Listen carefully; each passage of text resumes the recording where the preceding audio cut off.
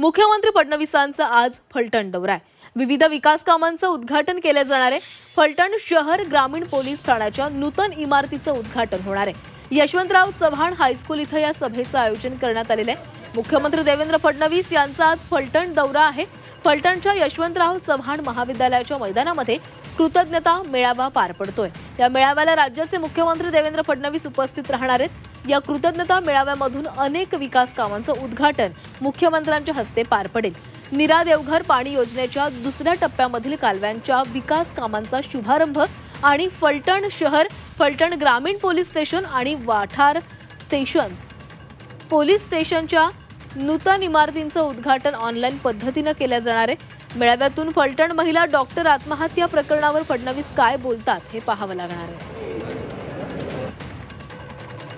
या सभास्थळावरून आढावा घेतला आमचे प्रतिनिधी तुषार तपासे यांनी। आज फलटणमध्ये कृतज्ञता मेळावा पार पडतोय आणि या कार्यक्रमासाठी राज्याचे मुख्यमंत्री देवेंद्र फडणवीस येणार आहेत आणि याच यशवंतराव चव्हाण हायस्कूलच्या मैदानावर हा कार्यक्रम पार पडणार आहे।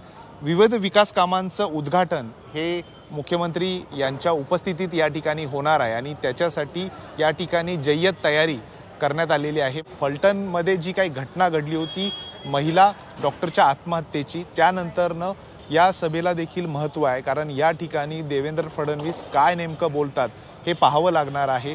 या घटनेबाबत काय बोलतात हे पाहावं लागणार आहे। या घटनेतील दोन्ही आरोपी जे आहेत, संशयित आरोपी जे आहेत, त्यांना पोलिसांनी ताब्यात घेतलेलं आहे, ते शरण आलेले आहेत। मात्र असं असलं तरी नेमकं या तपासात पुढे काय येतं हे पाहावं लागणार आहे आणि त्या बाबतीत काय बोलतात हे पण देखील पाहावं लागणार आहे। तुषार तपासे, झी मीडिया, फलटण, सातारा।